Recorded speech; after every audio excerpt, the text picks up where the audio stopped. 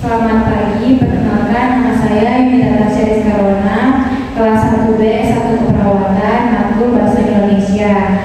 Jadi pada pagi hari ini saya ingin mempresentasikan hasil dari kerja saya. Jadi judulnya itu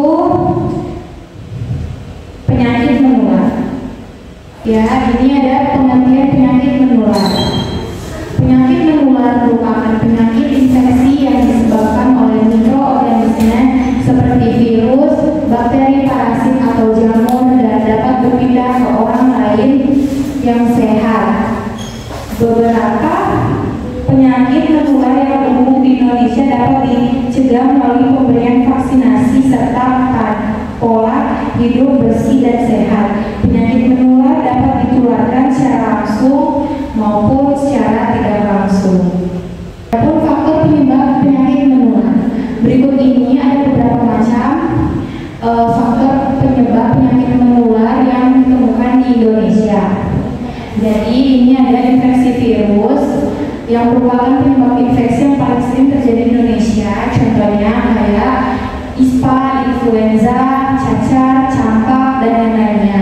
Yang kedua ada infeksi bakteri yang juga termasuk kayak masih banyak yang ditemukan di Indonesia, itu contohnya kayak demam tifoid, tuberkulosis, pneumonia, meningitis, infeksi saluran kemih. Dan yang ketiga ada infeksi jamur. Jadi jamur itu mudah tumbuh subur di daerah yang beriklim tropis dan hangat dengan kelembapan yang tinggi. Ya, salah satunya ada di negara kita, negara Indonesia.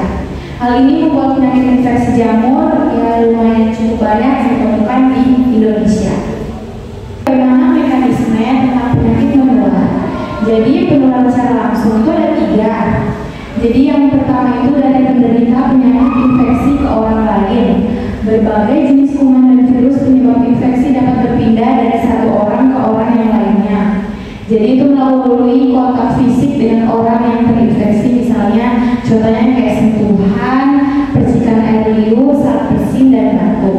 Yang kedua dari ibu ke bayi, seorang ibu yang menderita penyakit infeksi saat hamil berisiko tinggi untuk menularkan penyakit yang dideritanya ke janin di dalam kandungan.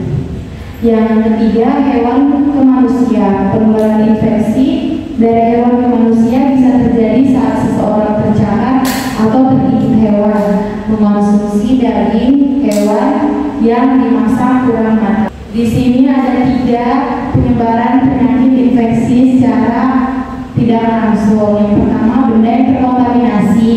Itu beberapa jenis kuman dapat hidup pada benda tertentu seperti keran air, gagang pintu, bahkan handphone juga bisa terkena penyakit tersebut. Yang kedua, makanan dan minuman yang terkontaminasi. Jadi kalau kita sembarangan mengonsumsi makanan dan minuman juga dapat menyebabkan kita tertular penyakit infeksi. Jadi itu ya berbagai jenis kuman, virus, dan parasit juga masih banyak ditemukan di dalam makanan dan minuman. Terutama contohnya kayak daging dan telur yang tidak dimasak hingga matang, atau makanan dan minuman yang tidak dipasteurisasi. Terus yang ketiga, gigitan serangga. Banyak penyakit infeksi yang menular melalui gigitan serangga, contohnya kayak gigitan nyamuk yang membawa virus atau parasit penyebab infeksi. Jadi contohnya itu kayak DBD, malaria, dan yang lainnya. Cara pencegahannya dan penanggulangan penyakit menular. Jadi di sini contohnya kayak membiasakan diri untuk mencuci tangan menggunakan air bersih, menggunakan sabun. Yang kedua, memasak makanan dan minuman hingga matang sebelum dikonsumsi. Yang ketiga, menggunakan masker ketika berada di luar rumah atau di rumah sakit.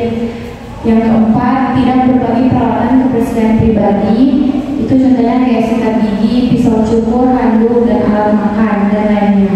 Yang 5, melengkapi imunisasi sesuai jadwal yang direkomendasikan dokter. Dan yang ke-6, menjaga kebersihan lingkungan. Dan yang terakhir, kesimpulan.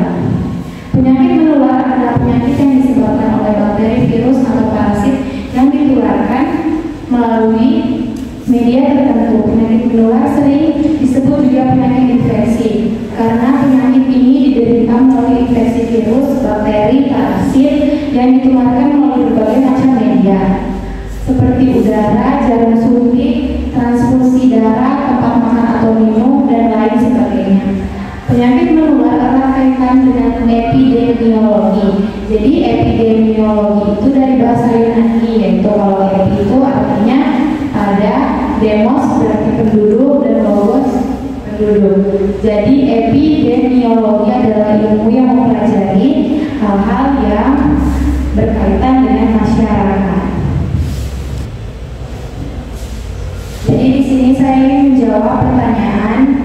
Ada dua pertanyaan. Yang pertama, mengapa judul analisis Anda menarik untuk dibaca dan diteliti kembali oleh orang lain? Jawaban yang pertama, judul perlu dibuat menarik agar meningkat rasa keingintahuan pembaca. Selain menarik, judul perlu ditulis dengan jelas, informatif, dan merujuk pada hasil penelitian seperti judul yang saya buat. Yang kedua, bagaimana hasil analisis Anda dapat memberikan manfaat bagi mahasiswa perawat lainnya? Jadi jawabannya, untuk mengembangkan keterampilan berpikir kritis dan analisis yang penting dalam membuat masalah kompleks yang seperti juga saya buat. Jadi sekian dari saya. Terima kasih.